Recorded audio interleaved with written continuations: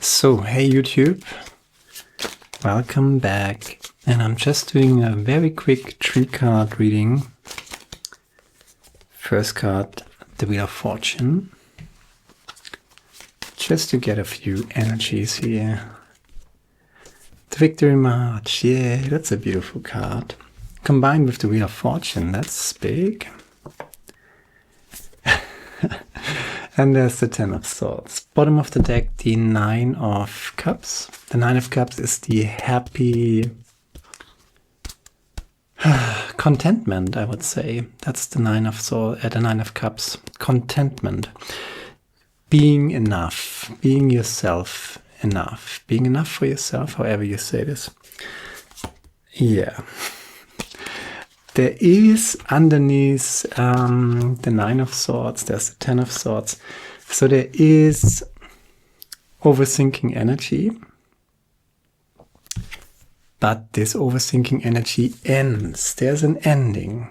Definitive ending. But it's a success. And it's destiny calling, right? So I'm going to clarify this with my little teeny tiny tarot deck here. The Wheel of Fortune is clarified by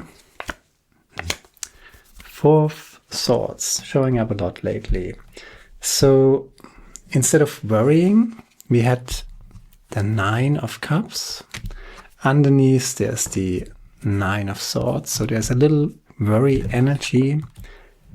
But instead of doing that, you should meditate, let it sink in, rest. Take good care of yourself, have a good night's sleep. Maybe take a nap in the afternoon, something like that. There's the Knight of Swords, clarifying the 6 of Wands. And what energy is clarifying the 10? No, these are 2 cards, that's too much. 10 of Swords is clarified by the 9 of Cups again. Beautiful. Bottom of the deck, the Queen of Swords. So the Queen of Swords is freeing herself from unnecessary worry. And when I pick up these 2 cards, bottom of the deck, right? And the bottom of the deck, there is actually a pattern here. There is the 9 of Swords and the 5 of Cups. So something that went wrong in the past. And you're going towards this ending. And we've seen the 9 of Swords. Look at that. There's the Knight of Swords clarifying the 10 of Swords. And then there's the 10 of Swords clarifying the Knight of Swords. So you got this theme here. That something is ending quickly, finally, and that is a victory march. That is destiny calling. That is a big fat circle closing. And you can end this worry, this overthinking energy, this, crying about spilled milk, basically. That's the 5 of Cups. You're going to free yourself from that, from this energy, and you're coming back to your happiness, being happy in what it is that you're doing. There's this Rumi quote, or Rumi poem, I'm not sure. Let what you do be what you love. There's this line, do what you love what you do. That's the 9 of Cups. Happiness, contentment, just taking divine, humble pride in what it is that you're doing.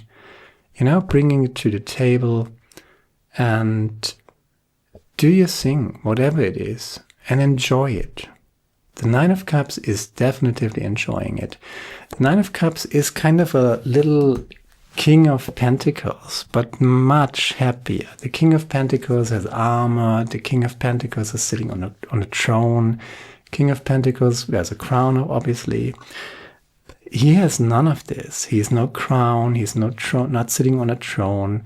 You know, he's not wearing armor. He's wearing a nice dress or whatever.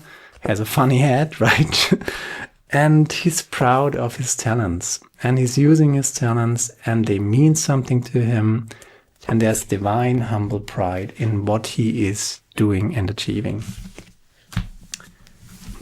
And what that Ten of Swords was all about, I don't know. Maybe perfectionism, maybe some idea of what you should be, and kill that idea of what you think or what others taught you should be in favor of your happy self, who can just be who you are.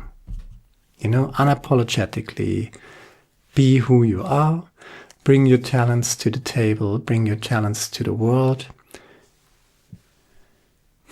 and just come as you are, you know. And this idea, this is an idea, you know, a consciousness, an idea that is finally ending, and the clarifier, Nine of Cups.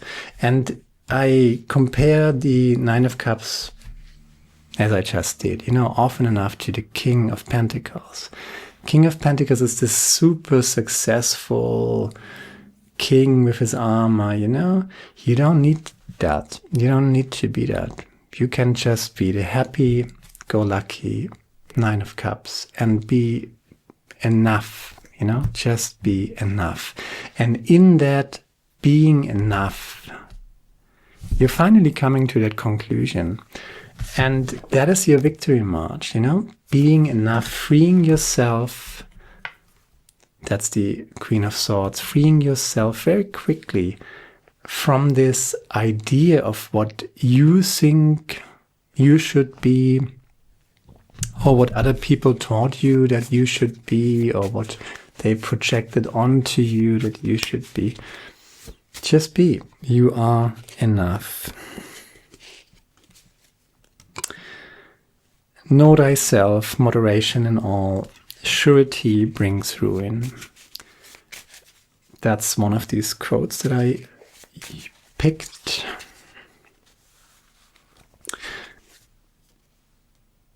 Yeah, that's a big one. That's from Rilke.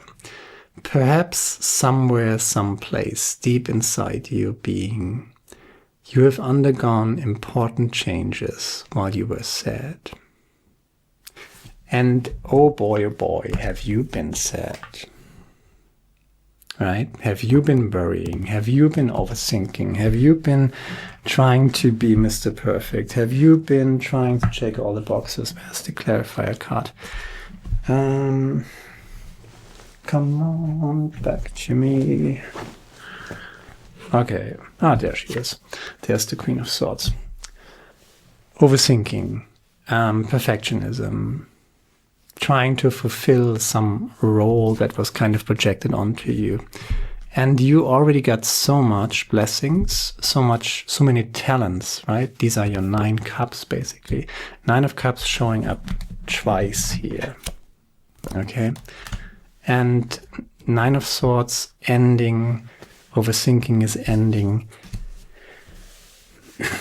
There has been something tough energies underneath, you know? 9 of Swords and the 5 of Cups. Rilke is telling you, perhaps somewhere, someplace deep inside your being, you have undergone important changes while you were sad. But this sadness is coming to an end. This sadness is over. So there's an aspect of yourself, most likely connected to perfectionism, that is just so over. Know thyself, take divine humble pride in yourself, moderation in all, keep the balance, and just surety brings ruin is the last line in the Apollon temple, you know, inscribed in the Apollon temple. Know thyself, moderation in all, surety brings ruin. That means to me that it's very important that we learn how to stand ambiguity. sometimes we just don't know. Is it true? Is it not true? Is it A or is it B? Is it C or is it D? Is it this or is it that? You know, it's not so clear cut all the time. Most of the time we don't have all the information, and don't pretend to be sure of something, of yourself even, if you're not. So stand ambiguity. Learn to live with ambiguity, right? And usually people don't like that at all. So they just make a story up in their head. And they just say, okay, I can't verify or falsify this, but I just pick a story and run with it.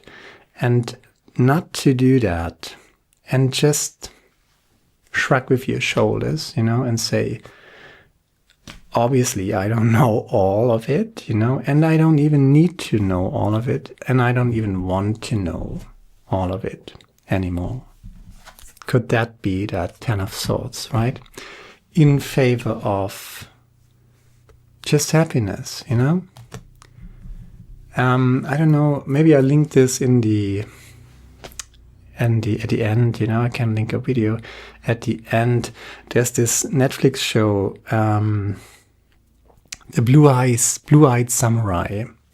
And the Blue-Eyed Samurai is all about, it's about a lot of things, but ultimately there's a scene in the last episode where it's all about power or happiness. What do you want? You know? And in this reading, this is power, or the end of this idea of power.